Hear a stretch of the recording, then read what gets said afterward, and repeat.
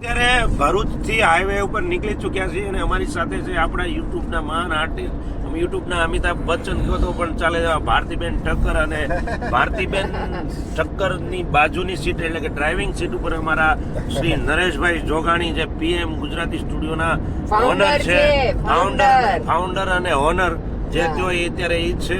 અને એની હારે છે હું એટલે કે મહેશ કોઠિયા, એક નાનો એવો પીએમ ગુજરાતી સ્ટુડિયોના ગ્રુપનો એક નાનો એવો માણસ.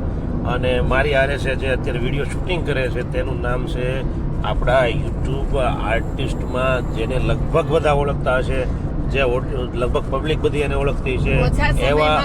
અને નાની ઉંમરમાં મોટું કામ, કાજુ કતરી જેવું કામ, સમજા ખમણ જેવો ભાઈ પણ કાજુ કતરી જેવું કામ, એવા અમારા અશોકભાઈ મકવાણા અત્યારે વિડીયો શૂટ કરી રહ્યા છે. ને અમે બધા જઈ રહ્યા છીએ અત્યારે ગામડાની અંદર એક અમારી સરસ મજાની શોર્ટ ફિલ્મ બનાવવા માટે. અમે ગામડાની અંદર જે ખરેખર અમારા રિયલ ગામડાના લોકેશન લેવાના હોવાથી અમે અત્યારે નીકળી ચૂક્યા છીએ. ને અમારો 10 જણાનો સ્ટાફ જે અમારે બસમાં આવવાનો છે, એટલે અમે 4 અગાઉ બધી તૈયારી કરવા માટે અમે નીકળી ચૂક્યા છીએ. તો જોતા રહો, અમારી સાથે જોડાયેલા રહો, કારણ કે અમે આવું નવું ન કરવાનું તમને આપ્યા કરશું. મિત્રો, અમે અત્યારે જયારે 4 વ્હીલ લઈને ગામડાની અંદર શૂટિંગ કરવા જતા હતા એટલે મારા મનમાં એક પ્રશ્ન ઉદ્ભવ્યો કે ભાઈ ગાડીની અંદર બ્રેક શું કામ, એટલે શું કામમાં આવે, શું કામ આપવામાં આવે. તો આપણી સાથે આપણા યુટ્યુબ આર્ટિસ્ટ ભારતીબેન ઠક્કરને આપણે પૂછીએ કે ભારતીબેન, આ જે ગાડીની અંદર બ્રેક આપવામાં આવે છે એ શું કામ આપવામાં આવે છે?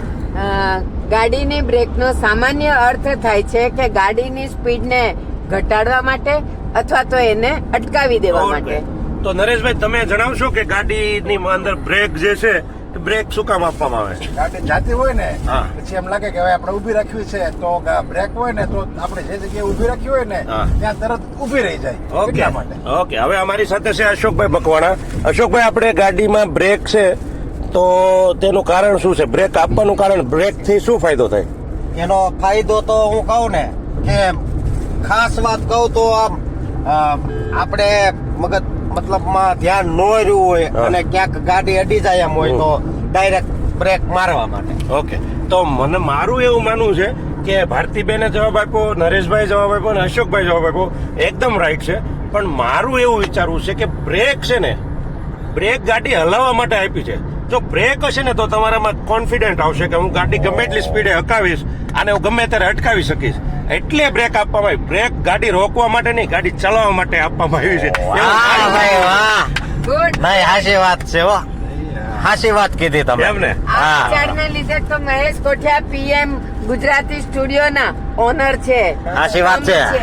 અને એમ કેવીને કે મહિનામાં 22 થી 25 દિવસનું યુટ્યુબ નું શૂટ, મતલબમાં જે ગોઠવણ કરવાની હોય એ આ પોતે મહેશભાઈ કોઠિયા અને એના પાર્ટનર છે મતલબમાં, પણ એ અમારે હારે જ હોય. આપણે નરેશભાઈ જોગાણી. આ બધું જ્ઞાન આમ જો મારી પાસે હતું જ નહીં.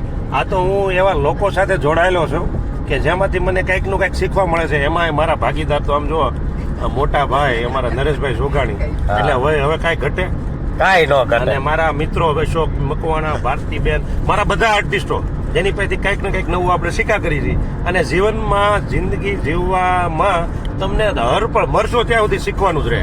સાચી વાત. કંઈક નું કંઈક નવું જાણવા મળશે જે આપણી પાસે નથી. કોઈ પણ વ્યક્તિ સંપૂર્ણ નથી, એ સ્ટુડન્ટ છે, વિદ્યાર્થી છે.